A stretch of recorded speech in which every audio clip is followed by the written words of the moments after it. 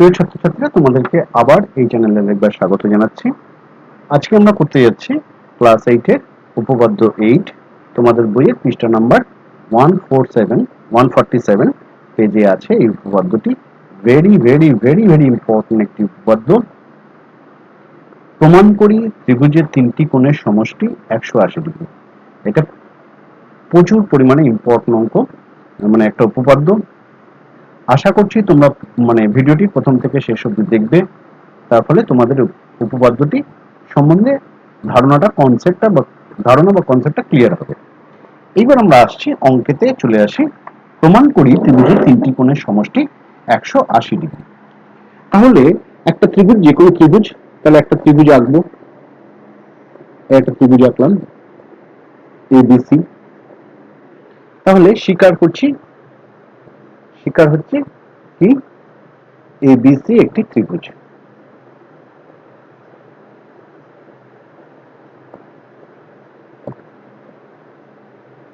যার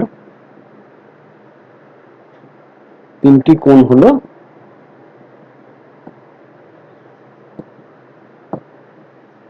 angle ABC plus angle BCA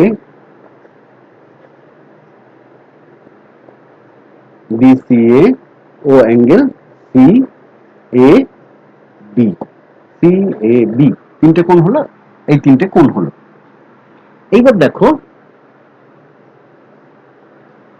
দেখো প্রামাণ্য বিষয় বা প্রমাণ করতে হবে। প্রামাণ্য বিষয়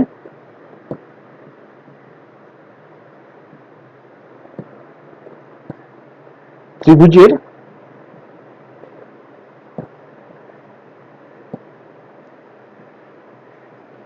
তিনটি কোণের সমষ্টি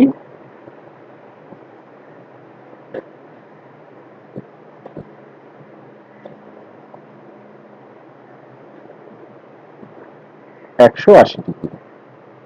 অর্থাৎ angle ABC plus angle BCA plus angle CAB সমান সমান 180 ডিগ্রি বা দুই সমকোণ, এটা প্রমাণ করতে হবে। অঙ্কন কি করলাম? অঙ্কন করছি, দেখো বিসি কে ডি পর্যন্ত বাড়িয়ে দেওয়া হলো। ত্রিভুজ এবিসি এর বিসি বাহুকে ডি পর্যন্ত বর্ধিত করা হলো।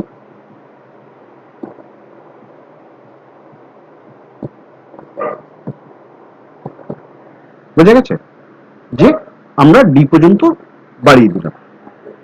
এইবার দেখো প্রমাণ।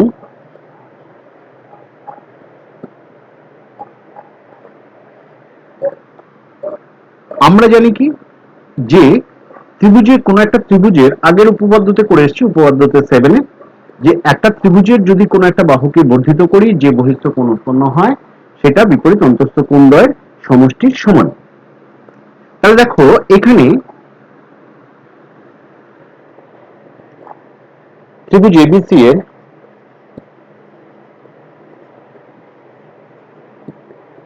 বিসি বাহুকে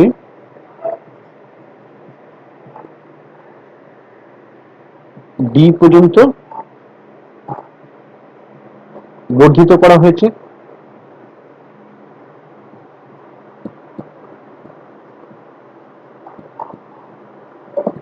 অর্থাৎ বহিস্থ কোণ এসিডি এই কোণটার এই কোণটা সমষ্টির সমান সমান সমান CAB plus A B C. বুঝে গেছে? কারণ কারণ হিসেবে লিখবো, যেহেতু ত্রিভুজের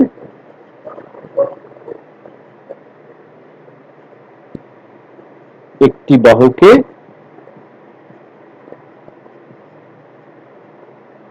বর্ধিত করলে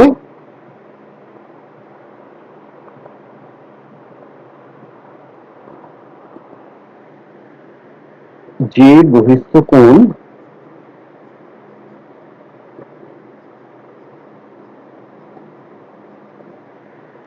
উৎপন্ন হয়, এটা কিন্তু লিখতে হবে, না হলে নাম্বার কাটা যাবে, উৎপন্ন হয় তা বিপরীত অন্তস্থ কোণ দুটির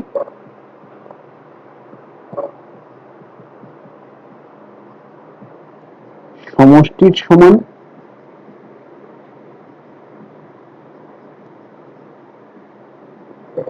হলো? এবার দেখো,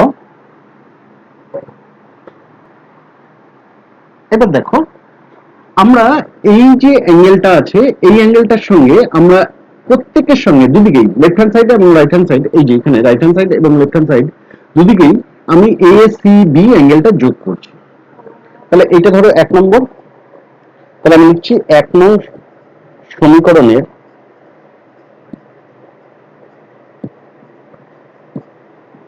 উভয় দিকে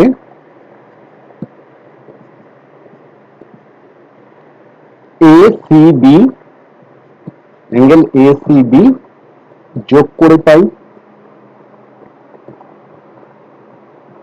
তাহলে দেখো এইদিকে কি পাবো, A C B plus A C D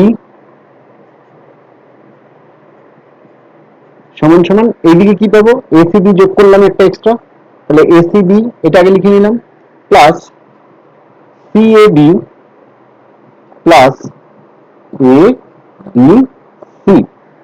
হলো? তাহলে দেখো এই যে এই পোর্শনটা একটা সরলরেখার উপর আরেকটা সরলরেখা দণ্ডায়মান হলে, এটা ধরো এ, আচ্ছা ছবি যেরকম আছে সেরকম আঁকি, এটা এ, এটা সি, এটা হচ্ছে ডি, এই বিন্দুটা হচ্ছে বি, এ সি বি এই কোণটা আর এ সি ডি এই কোণটা। আমরা কি জানি, একটি সরলরেখার উপর আরেকটি সরলরেখা দণ্ডায়মান হলে যে দুটো সন্নিহিত কোণ উৎপন্ন হয় তাদের সমষ্টি 180 ডিগ্রি বা দুই সমকোণের সমান। তাহলে দেখো এই যে সরলরেখাটা এসিবি আর এসিডি, এরা কি হচ্ছে, দুটো সন্নিহিত কোণ। কেন সন্নিহিত কোণ? এস, এই যে বি ডি সরলরেখার উপর এসি সরলরেখা দণ্ডায়মান, তাই নাকি? তাহলে এই দুটো কোণের সমষ্টি কত হবে, 180 ডিগ্রি। তাহলে আমি লিখছি, দেখো এটা হচ্ছে 180 degree is equal to A C D plus C A B plus angle A B C. কারণ হিসেবে লিখবো, কি কারণ হিসেবে লিখবো, বিডি সরলরেখা রেখাংশের উপর সি রেখাংশ, সি বিন্দুতে সি রেখাংশ দণ্ডায়মান। তাহলে বা আমরা এটা না লিখে আমরা আরেকটা জিনিস লিখতে পারি, যেহেতু বিডি সরলরেখার উপর এসি সরলরেখা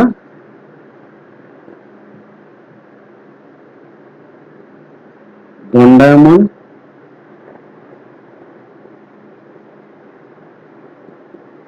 তাই তো? তাহলে দেখো আমরা এটা কি পেলাম, ত্রিভুজের তিনটি কোণের সমষ্টি A C A B, C A A C B, A C B means হচ্ছে এই কোণটা, ধরো 1 নম্বর দিলাম, C A B, C A B এটা হচ্ছে 2 নম্বর কোণ নাম দিলাম, আর এ বি সি এটাকে আমি 3 নম্বর কোণের নাম দিলাম। তাহলে তিনটে কোণের সমষ্টি কত হলো, 180 ডিগ্রি। তাহলে আমাদের প্রমাণ হয়ে গেল, তাই তো? এইবার আমরা উপপাদ্যটিকে আরেকবার আমরা একটু ঝালিয়ে নিচ্ছি। বলছে দেখো যে প্রমাণ করি ত্রিভুজের তিনটি কোণের সমষ্টি 180 ডিগ্রি। তাহলে ত্রিভুজের তিনটি কোণ বলেছে, তাহলে আমরা একটা ত্রিভুজ নিলাম, এই ধরি যে এবিসি একটি ত্রিভুজ যার তিনটে কোণ হলো, দেখো প্রথমে নাম দেওয়া হয়েছে, আমি এবিসিটা 1 2 3টা কেটে দিচ্ছি, ধরো এবিসি, এবিসি, বিসিএ এবং সিএবি, এই তিনটে কোণ কি কি লিখে দিলাম। এইবার আমাকে প্রমাণ করতে বলেছে ত্রিভুজের তিনটি কোণের সমষ্টি 180 ডিগ্রি, এটা প্রমাণ করতে বলেছে। তার মানে কি এই তিনটে কোণের সমষ্টি হবে 180 ডিগ্রি, সেটা লিখে দিলাম। এইবার আমি কি করলাম, অঙ্কন সেটা হচ্ছে বিসি বাহুকে ডি পর্যন্ত বাড়িয়ে দেওয়া হলো, বাড়িয়ে দিলাম। এইবার দেখো আমরা জানি যে বিসি বাহুকে ডি পর্যন্ত বাড়িয়ে দিলে এই যে বহিস্থ কোণ উৎপন্ন করছে সেটা উপপাদ্য 7, আগের উপপাদ্যটা করে আসলাম। যে বহিস্থ কোণটা উৎপন্ন হচ্ছে সেটা হচ্ছে বিপরীত অন্তঃস্থ কোণ দ্বয়ের সমষ্টি সমান। তাহলে এ সি ডি এই যে কোণটা সেটা হবে এই কোণটা প্লাস এই কোণটা। তাহলে লিখেছি দেখো এ সি ডি সমান সমান C A B plus A B C, এই দুটো কোণের সমষ্টির সমান। আমরা লিখেছি ত্রিভুজের একটি বাহুকে বর্ধিত করলে যে বহিস্থ কোণ উৎপন্ন হয় তা বিপরীত অন্তঃস্থ কোণ দুটির সমষ্টির সমান। এবার আমি দুদিকেই এইখানে যে অ্যাঙ্গেলটা আছে এই অ্যাঙ্গেলটা দুদিকেই যোগ করলাম। দেখো এই ইকুয়েশনটা দুদিকেই যোগ করলাম। তাহলে এই অ্যাঙ্গেলটার নাম কি এসিবি। তাহলে ডান দিকেও যোগ করছি বাঁ দিকেও যোগ করছি। তাহলে দেখো এটার সঙ্গে এপারে এসিবি যোগ করছি, এদিকেও এসিবি যোগ করছি, এসিবি যোগ এসিডি। তাহলে এখানেও দেখো এসিবি যোগ করছি প্লাস সিএবি প্লাস এবিসি যোগ করলাম। এইবার দেখো এই যে এইটা এসিবি মানে কোনটা, এসিবি হচ্ছে এইটা আর এসিডি মিনস হচ্ছে এইটা। তাহলে এই দুটোর সমষ্টি দেখো একটা সরলরেখার উপর আরেকটা সরলরেখা দণ্ডায়মান, সেটা হচ্ছে কি এবি সরলরেখার উপর এসি সরলরেখা দণ্ডায়মান। এই যে দুটো কোণ সেই দুটোর কোণ সন্নিহিত কোণ। আমরা জানি সন্নিহিত কোণ দুটির সমষ্টি সবসময়ের জন্য 180 ডিগ্রি। তাহলে এইখানে আমরা লিখে দিলাম 180 ডিগ্রি, কারণ যেহেতু এদের দুটো সন্নিহিত কোণ 180 ডিগ্রি। আমি লিখে দিচ্ছি দেখো যে যেহেতু বিডি সরলরেখার উপর এসি সরলরেখা দণ্ডায়মান।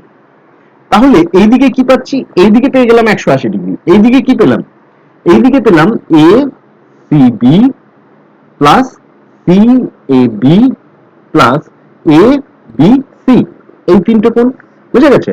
তাহলে এবার আমরা কি লিখে দেবো, অতএব ত্রিভুজের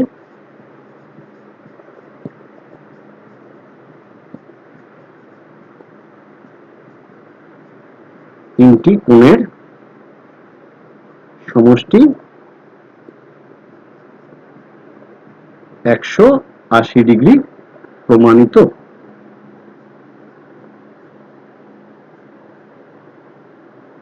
বুঝে গেছে? তাহলে তোমরা বুঝতে পেরেছো? এইবার যেটা বলছি যে আমাদের এখানে এইটাকে প্রয়োগ করে আরো কয়েকটি ধরো অঙ্ক আমি দুটো একটা উদাহরণ দেখিয়ে দিচ্ছি, তাহলে তোমাদের সুবিধা হবে। দেখো প্রতি ক্ষেত্রে এক্স এর মান চেয়েছে। তাহলে দেখো এই ত্রিভুজটার এই কোণটা হচ্ছে 40 ডিগ্রি, এই কোণটা হচ্ছে 45 ডিগ্রি। তাহলে এক্স এর মান কত?